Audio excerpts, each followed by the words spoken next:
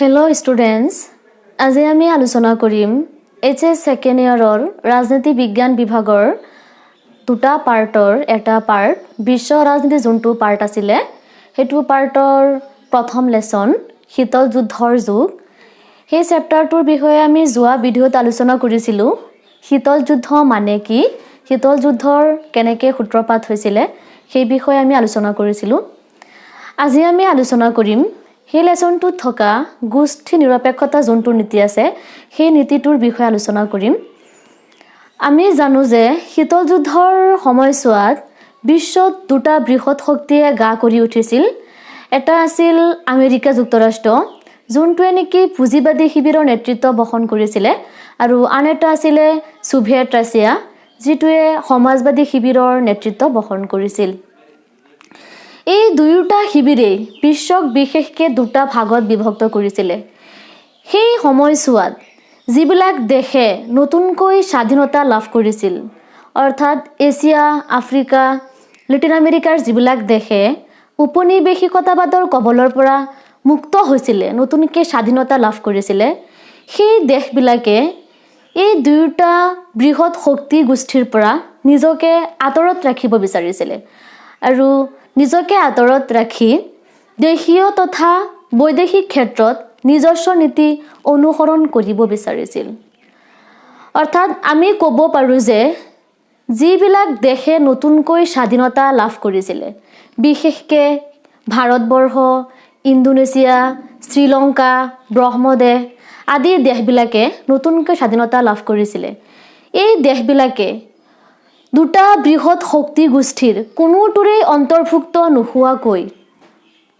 স্বাধীনভাৱে পৰৰাষ্ট্ৰ নীতি গ্ৰহণ কৰা এই দেশবিলাকক গোষ্ঠী নিৰপেক্ষ দেশ বুলি কোৱা হয় আৰু এই দেশবিলাকে অনুসৰণ কৰা বৈদেশিক নীতিক বিশেষকৈ গোষ্ঠী নিৰপেক্ষ নীতি বুলি কোৱা হয় আৰু গোষ্ঠী নিৰপেক্ষৰ প্ৰথম যোনটো সন্মিলন হৈছিল হেতু 1961 চনত বেলগ্ৰেডত হৈছিল আৰু বৰ্তমান গোষ্ঠী নিৰপেক্ষ আন্দোলনৰ সদস্য ৰাষ্ট্ৰ অৰ্থাৎ 2010 চনলৈকে গোষ্ঠী নিৰপেক্ষ আন্দোলনৰ সদস্য ৰাষ্ট্ৰৰ সংখ্যা হৈছে 118 খন আৰু গোষ্ঠী নিৰপেক্ষ আন্দোলনৰ মুখ্য খনিকৰ বুলি ক'লে প্ৰথমতে আমাৰ ক'ব লাগিব ইণ্ডোনেছিয়াৰ প্ৰথম ৰাষ্ট্ৰপতি সুকাৰ্ণো তেওঁ হৈছে গোষ্ঠী নিৰপেক্ষ আন্দোলনৰ মুখ্য খনিকৰ আৰু ভাৰতবৰ্ষত যোনে গোষ্ঠী নিৰপেক্ষ আন্দোলনৰ নেতৃত্ব বহন কৰিছিল তেওঁ হৈছে ভাৰতৰ প্ৰথম প্ৰধানমন্ত্ৰী জৱাহৰলাল নেহেৰু আৰু ইজিপ্তৰ দ্বিতীয় ৰাষ্ট্ৰপতি আছিল গামাল আব্দুল নাছিৰ তেখেতে ইজিপ্তত গোষ্ঠী নিৰপেক্ষ আন্দোলনৰ নেতৃত্ব বহন কৰিছিল আৰু আন এগৰাকী ব্যক্তি হৈছে আফ্ৰিকাৰ ঘানাৰ ৰাষ্ট্ৰপতি তেওঁ হৈছে কোৱামে এনক্ৰমা তেওঁ গোষ্ঠী নিৰপেক্ষ আন্দোলনৰ নেতৃত্ব বহন কৰিছিল